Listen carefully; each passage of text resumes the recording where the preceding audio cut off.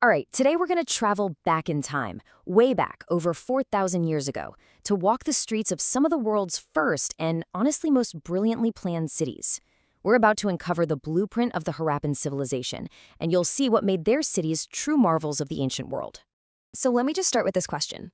What if a city, built thousands of years before the Roman Empire even existed, had a more organized layout and a more advanced sanitation system than many places today?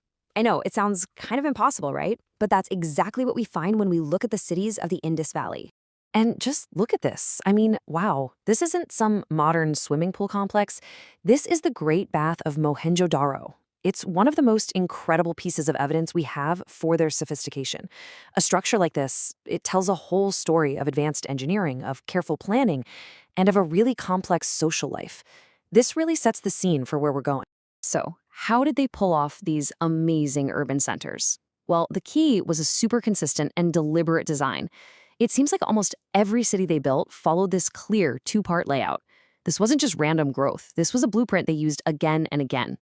And you have to understand, these cities weren't just a few isolated spots. No, they were spread out across a huge area, mostly in what we now call the Punjab and Gujarat regions.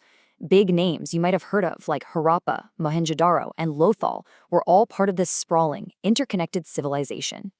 So here's that two-part plan, broken down. Over on the west, you've got the citadel. It was built on higher ground, so it was safer, but it was smaller. This is where you'd find all the important public buildings.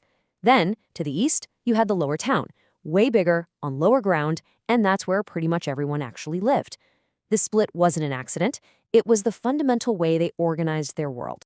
Okay, so let's zoom in on that citadel. This wasn't just a hill with a wall around it. This was the absolute heart of the city's public and ceremonial life, and it was packed with some truly awe-inspiring structures.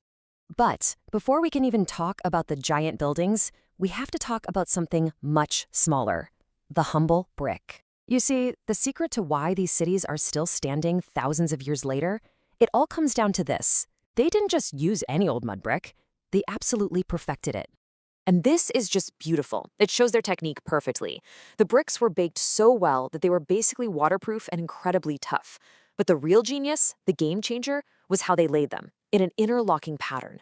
This super simple idea made their walls unbelievably strong. I mean, strong enough to last for thousands of years. Which, of course, brings us back to this magnificent structure, the Great Bath. It was the absolute centerpiece of the citadel in Mohenjo-Daro, a special tank that just screams mastery over materials and water. So let's really get into what made it such an engineering marvel. Just check out these features. First, they lined the whole thing with those perfectly fitted bricks. Then, they coated it all with plaster. And then, get this, to make it completely waterproof, they sealed it with a layer of natural tar. You've got steps leading down into the water from two sides, and the whole thing was surrounded by rooms. Archaeologists are pretty sure this wasn't just a public pool. It was a highly symbolic structure, probably used by very important people for ritual bathing on special occasions. But the citadel wasn't just about the Great Bath. In other cities, like Calabanin and Lothal, we find these fire altars, which suggest they were places for sacrifices. And in the really big centers like Mohenjo-Daro, Harappa, and Lothal, they found these huge, elaborate storehouses. Think of them as the city's bank vault or main granary, protecting its most valuable stuff. Okay, so we've seen the impressive, monumental stuff up on the citadel. But what about daily life for everybody else? Well, for that, we're heading down into the lower town.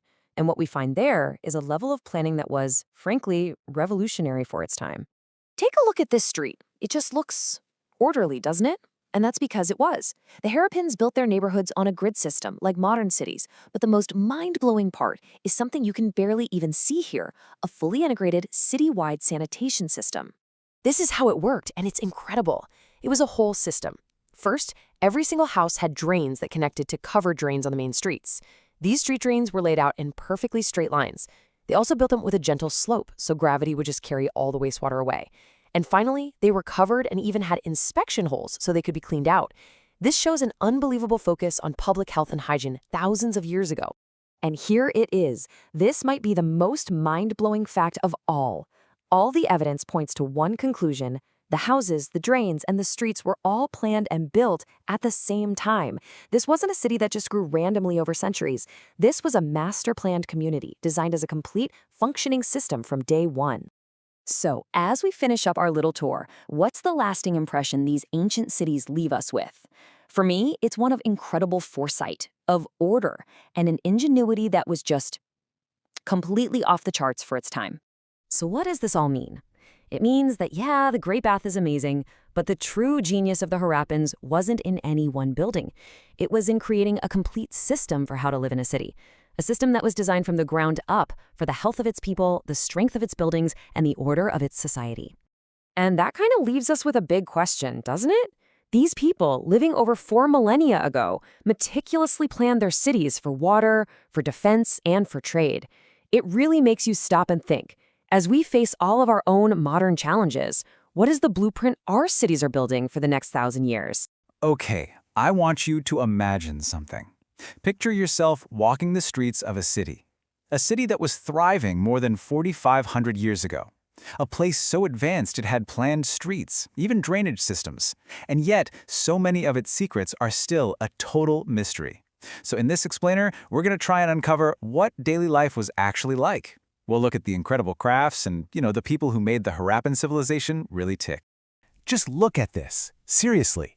This isn't just, a pile of old bricks. What you're looking at is a real street from 4,500 years ago in a city called Mohenjodaro. I mean, this place had houses, it had drains, and it was buzzing with people. A bustling, super organized city. And that, right there, raises the biggest question of all. Right? Who were the people actually walking down these streets? I mean, who planned these incredible cities, and what was their day-to-day life really like? That's the big question we're going to dig into. All right, Section 1. The city's masterminds, rulers and scribes. Any organized city has to start with a plan, right? So to really get a handle on Harappan life, we've got to start at the top. We're talking about the masterminds who designed and managed the whole thing, the rulers and the scribes.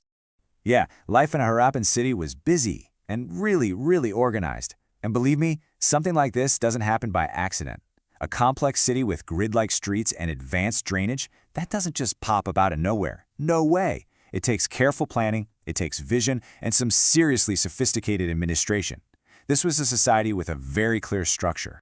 So let's talk about the rulers. What was their job? Well, they were basically the city planners and the project managers all rolled into one. They almost certainly directed the construction of big public buildings, but their power didn't stop there. Get this, they sent people on long expeditions to distant lands, all to bring back valuable stuff like metals and precious stones. And, you guessed it, they kept the absolute best things for themselves. All the shiny gold and silver. And here, you can really see that connection between power and administration. On one side, you've got the citadel. That's the higher, fortified part of the city where the rulers probably lived and worked. And on the other side, a seal. This tiny little object was one of the main tools of their entire administration. And making and using one, well, that took some very specific skills. And that, of course, brings us to the scribes. So who were they? A scribe was someone who knew how to write. These people were absolutely essential. They were the ones preparing the city's seals, which were probably used to stamp goods or maybe even record information. Now, most of what they wrote on other stuff, like cloth or leaves, has totally disappeared over time. So these little seals are our only tantalizing glimpse into their written work. All right, Section 2, a world of crafts, the city's makers. But hey, a city is so much more than just its leaders. Beyond the administrators, the streets were humming with activity. This was a world of crafts, filled with men and women making all sorts of incredible things. I mean, this is where the city really comes to life. Just imagine it. Workshops and homes just filled with the sounds of artisans hard at work. Archaeologists think people were making all this stuff either right in their own homes or in special workshops. This was the real economic heart of Harappan society. And you know what? It wasn't just a city of grown-ups. Archaeologists have found tons of these little terracotta toys. You can see some here, like little animals and carts. And that tells us something really cool, that kids were a huge, vibrant part of city life, probably playing out on those very same streets we saw at the beginning. Okay, Section 3, from stone to silver, the materials of a civilization. So, what were all these craftspeople actually working with? Well, their palette of materials was incredibly diverse.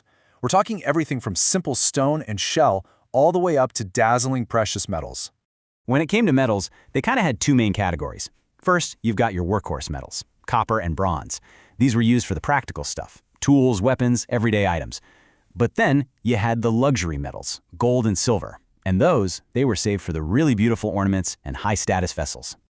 Okay, now these might just look like simple little cubes, but trust me, they are one of the most important things archaeologists have found. These are stone weights, and they were precisely shaped from a stone called ncert. The fact that these even exist points to a really sophisticated system of trade and control. I mean, think about it. Standardized weights aren't just about business. They're about trust, fairness, and a complex, highly organized economy. And then you get to the pure artistry. Just look at these beads. They're made from a gorgeous red stone called carnelian. Every single one had to be carefully cut, shaped, and polished to a brilliant shine. And then came the hardest part, drilling a tiny little hole right through the center. The amount of skill this took is just incredible. Section 4. The rise of the specialist, masters of their craft. So you have to wonder, how did they get so good at this? How did they achieve this amazing level of artistry? Well, the answer comes down to one key idea that was fundamental to their success: the rise of the specialist. So, what's a specialist? It's pretty simple. It's a person who's trained to do only one kind of work. So you don't have someone who farms and makes pots and builds houses. Nope. These people focused on just one thing, and they became masters at it.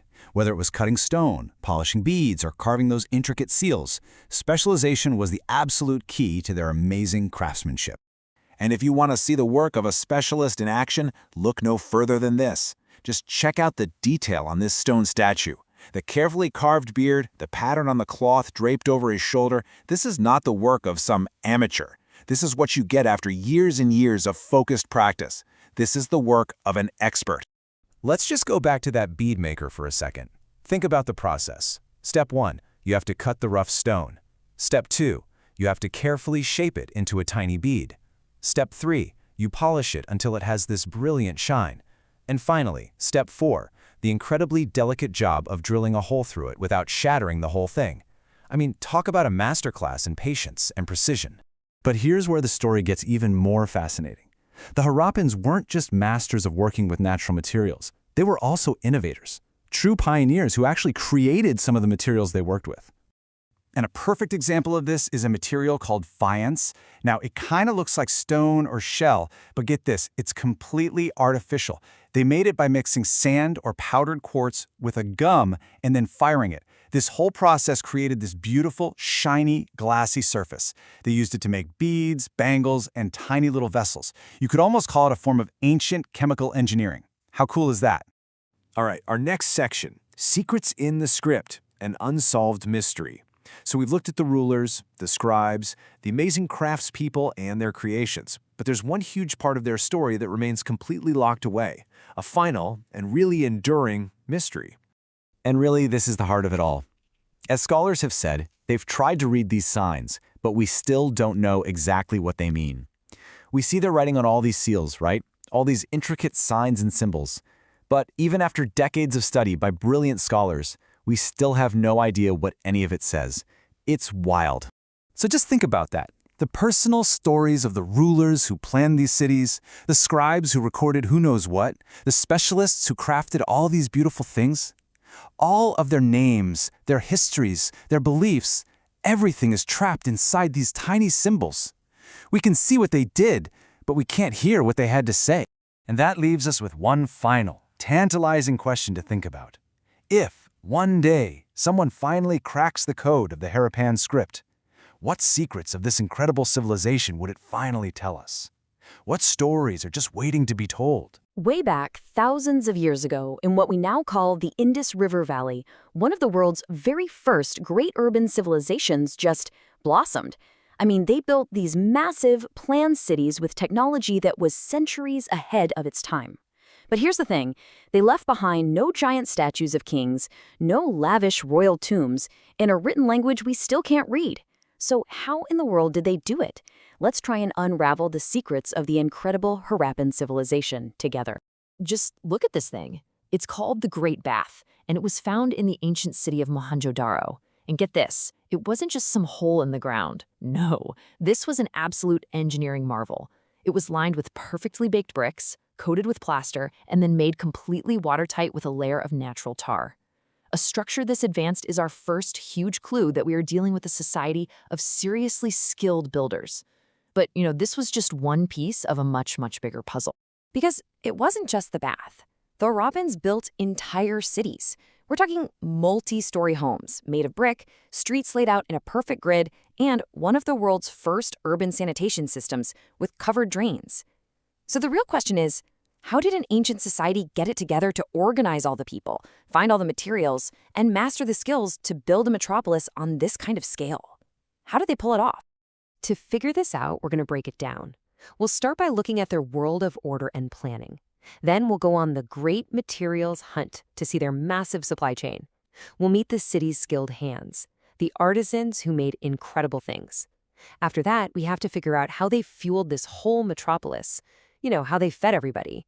And finally, we'll dive into the biggest puzzle of all, the unsolved mystery of why they disappeared. All right, first up, let's step inside one of their cities. The very first thing you'd notice is an incredible sense of organization. This place was planned.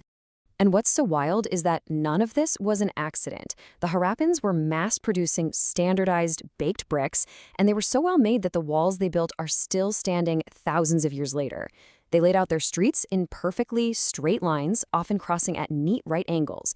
And get this, underneath those streets, they built covered drains, complete with little inspection holes for cleaning. This level of planning across entire cities tells you there was a powerful, centralized authority calling the shots. Okay, so you've got these amazing cities, but what are you building them with? Well, that requires a phenomenal amount of raw material. And it turns out the Harappans weren't just picking up stuff from their backyard. They had a vast and seriously complex supply network. This is where it gets really mind-blowing. They created bronze, which was a super important metal, right? Well, to do that, you need copper and tin. The copper came from places like modern-day Rajasthan and maybe even as far away as Oman. Tin had to be imported all the way from Afghanistan and Iran. Gold for their beautiful jewelry, that traveled all the way from Karnataka in southern India. And precious stones were brought in from Gujarat, Iran, and Afghanistan. This was basically an ancient global supply chain in full swing. So, how did they move all this heavy stuff across such huge distances? Well, archaeologists have found some fantastic clues, like these little terracotta toy models of ox-drawn carts. For land routes, these were pretty much the heavy-duty trucks of their day. And this other image, a seal showing a boat, tells us they were also masters of the water, using rivers and even the open sea to connect their massive trade network. And their system for trade was brilliantly sophisticated. Check this out. When a bag of goods was sent, its knot was covered in wet clay and then stamped with a seal, like this one. If that seal was still intact when it arrived, the buyer knew that nobody had tampered with the goods.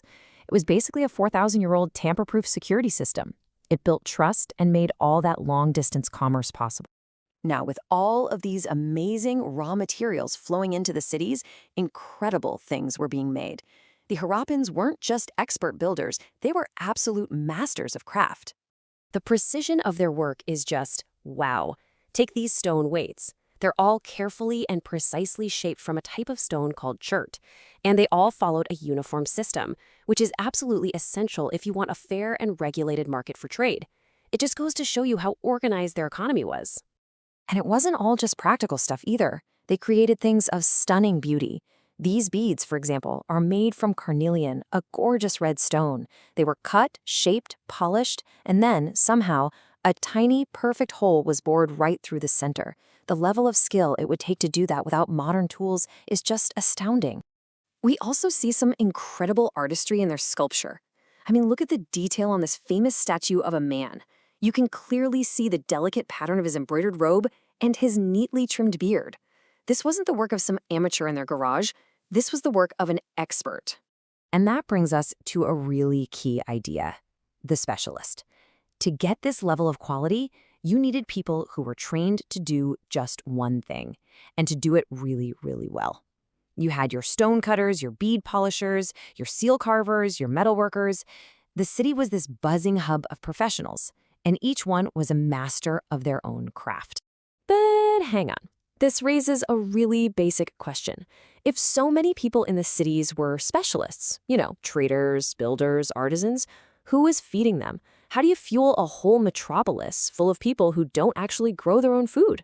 And they were up against a major challenge. The Indus Valley isn't a place that gets a ton of heavy, consistent rain. That makes farming on a large scale pretty tricky. So, how did they manage to grow enough of a surplus to support these massive cities? Well, a big part of the answer seems to be technology. While no actual wooden plows have survived from that long ago, archaeologists have found toy models, just like this one. The plow was a game-changing tool that allowed farmers to turn the soil and plant seeds way more efficiently. It's also super likely they developed some form of irrigation, probably storing water and then channeling it to the fields when the plants needed it most. And they were smart about it. They didn't just rely on one single food source. The people in the countryside supplied the cities with a whole range of crops: wheat, barley, pulses, peas, rice, mustard, you name it. They raised cattle, sheep, goats, and buffalo, sometimes even moving their herds to faraway pastures during the dry months. And to top it all off, they gathered wild fruits like bear. They fished and they hunted animals like antelope. This variety created a really resilient food system, one that was strong enough to support a huge, complex society. So, the Harappans built this incredibly advanced and resilient civilization that thrived for centuries.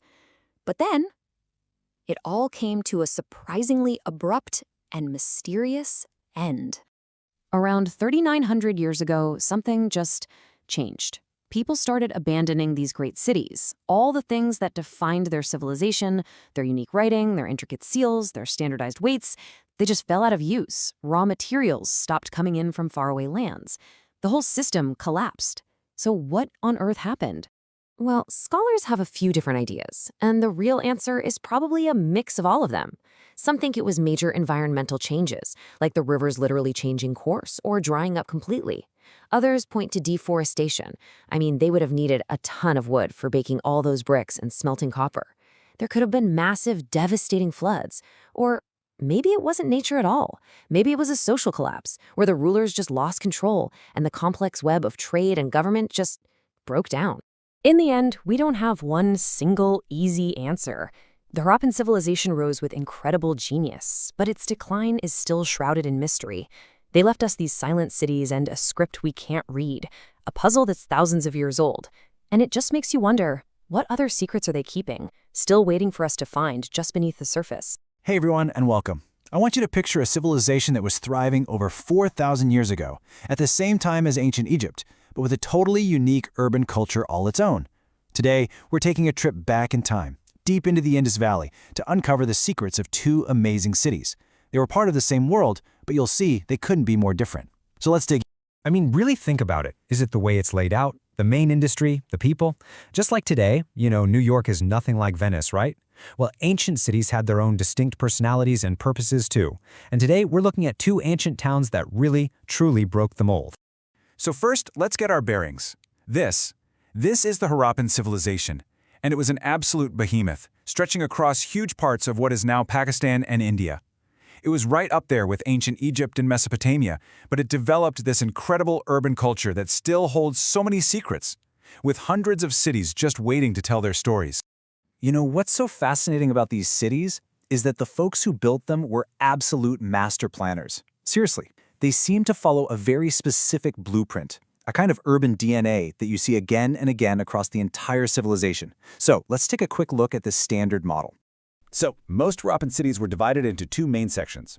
First, you had the citadel, a smaller, raised area probably for rulers or important public ceremonies. And then you had the much larger lower town where most people lived and worked. It was a really neat, organized system. But, and this is where it gets really cool, not every city played by the rules. Okay, so let's dive into those exceptions. We're zooming in on the modern-day region of Gujarat in India, because here, archaeologists have found two Harappan towns that are basically rewriting the history books. They completely shatter that standard blueprint, and each one does it for a very specific and very fascinating reason. Our first stop is Dhulavira, and I want you to just picture this, an island oasis in the middle of a massive salt flat, a place of stark, isolated beauty. But even in this harsh environment, this island had a precious secret: fresh water and fertile soil. And that made it the perfect strategic spot for a major city. And Dhulavira's design is a total reflection of that unique location. Instead of the usual 2 parts, it had 3. Each section was like its own fortress, surrounded by these huge stone walls, with these grand gateways controlling who came in and out.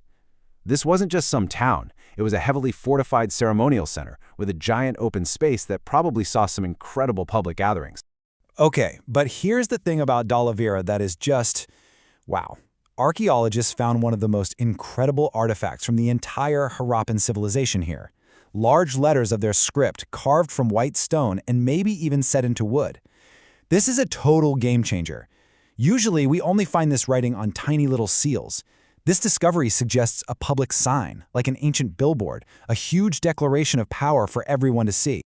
All right, so from the grand ceremonial fortress of Dalavira, we're going to travel to a city with a completely different personality, Lothal. If Dalavira was all about power and ceremony, Lothal was the economic lifeblood, a buzzing industrial port that pretty much fueled the trade of an entire civilization. Lothal was a city built for business, perfectly placed right near the sea. I mean, this was no sleepy little town, it was a hive of industry, a huge manufacturing center. Can you just imagine the sounds of artisans working, making beautiful objects from stone, shell, and metal? In fact, they found a workshop that was basically frozen in time with raw materials, tools, and finished beads all left right where the artisans dropped them thousands of years ago. You can almost see it, can't you? The whole process. Ships would sail in, dropping off raw materials. Those materials would go to the workshops, and then the finished goods, like those amazing beads, would get packed up, stamped for security, and then loaded back onto ships to be traded all across the Harappan world, and maybe even beyond. And this is the heart of it all, the engine room of Lothal's whole operation. This massive, carefully built brick basin is thought to be a dockyard. It's an absolute testament to their engineering genius. Ships would have sailed right in from the river, making it super easy to load and unload goods. This incredible structure was literally the gateway to Lothal's prosperity. So with all this stuff being shipped around, you gotta ask, right? How did they make sure a bag of beads sent from Lothal arrived safely hundreds of miles away without being messed with? Well, the answer is this really clever piece of ancient tech that was the absolute backbone of their economy. This right here is a seal. Think of it like an ancient corporate logo, or your own personal signature. It was a stamp of ownership and authenticity. Each one was like a tiny masterpiece, usually carved from stone, with a unique animal and a line of that mysterious Harappan script. It was a clear, unmistakable mark of a merchant or a workshop. And here's the genius part.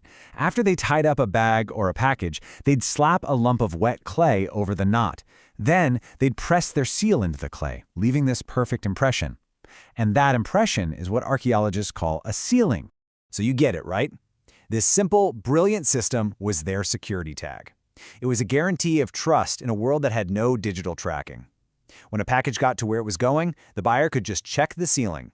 If it was intact, awesome, the goods were safe. But if it was broken, well, that was a clear sign that someone had been messing with their stuff. It was a whole system built on trust.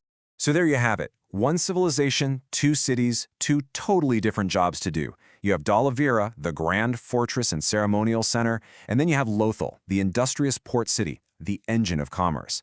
This specialization shows us a level of complexity and sophistication in the Harappan world that we're really only just beginning to grasp. It wasn't one single thing, it was a dynamic, interconnected network of specialized places, each playing a vital role. But, and there's always a but in these ancient stories, this incredible urban world, with its amazing cities and sophisticated trade, wasn't meant to last forever. Around 3,900 years ago, something began to change. People started abandoning the cities. The writing disappeared, the seals vanished, the great Harappan civilization just faded away, leaving us with this huge, profound mystery that archaeologists are still trying to solve today. And that just leaves us wondering, doesn't it? Dalavira and Lothal have shown us just how diverse and innovative these ancient cities could be. It makes you think, with hundreds of other Harappan sites out there, what other incredible stories, what other unique urban experiments are still buried under the ground, just waiting for us to find them? Today, we're cracking open one of history's greatest cold cases, the sudden and, well, mysterious decline of the massive Harappan civilization over in the Indus Valley. I mean, that's the real question, isn't it? It's something that has stumped archaeologists for a century. We're talking about a society with these sprawling, perfectly planned cities, super advanced sanitation.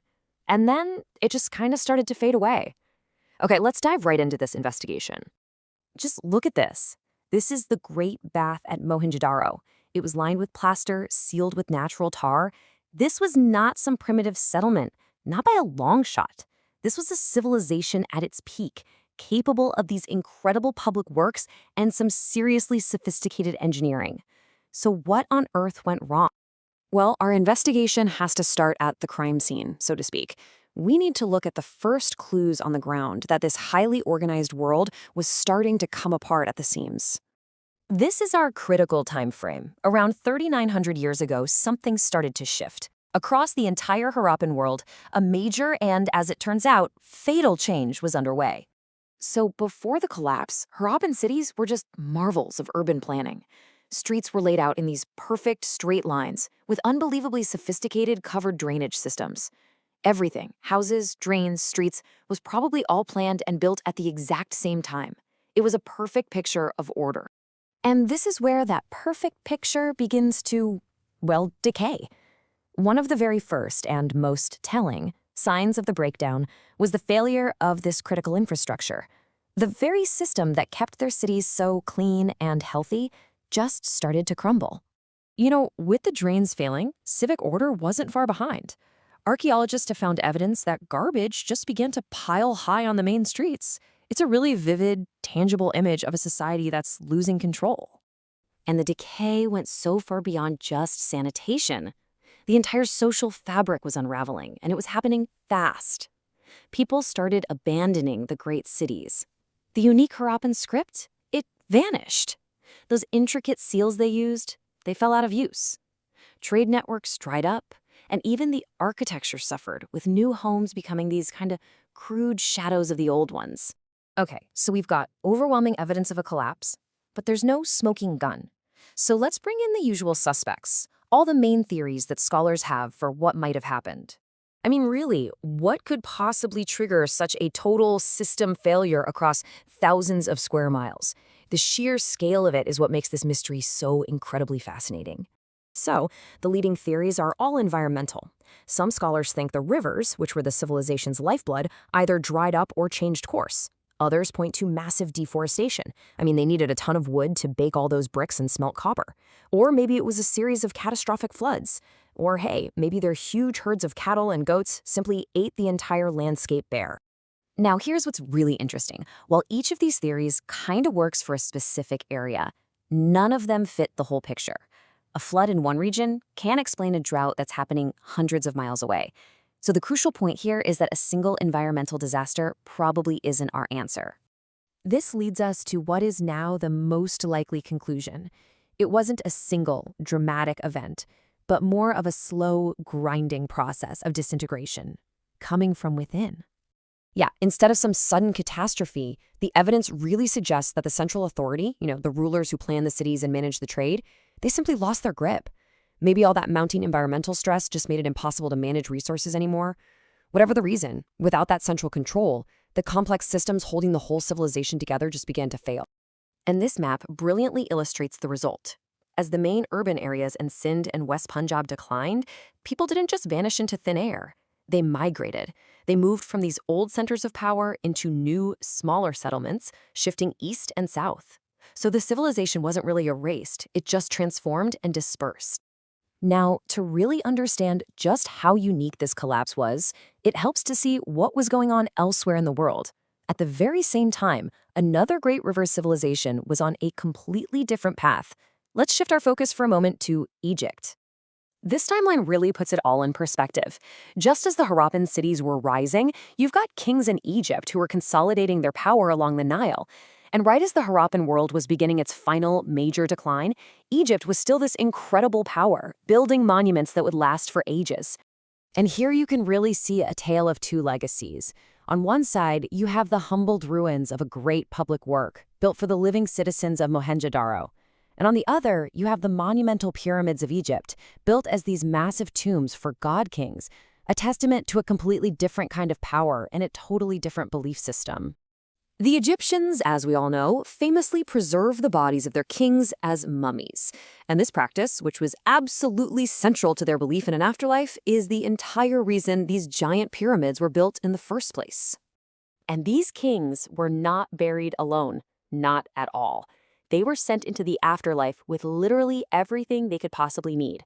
Food, clothing, weapons, incredible treasures. They even buried servants and animals with them sometimes to serve them in the next life. This really says it all, doesn't it? These Egyptian royal burials are on a scale that's almost unimaginable. It's such a stark contrast to the civic-focused society of the Harappans, whose legacy was in their shared public spaces, not in these massive tombs for individual rulers. And that brings us right back to our mystery. The Harappans show us that even the most advanced, most well-organized societies can be fragile. Their story is this incredibly powerful reminder that the systems that support our own cities, from infrastructure to trade and governance, they're not guaranteed to last forever. What vulnerabilities lie hidden in our own world? It's something to think about.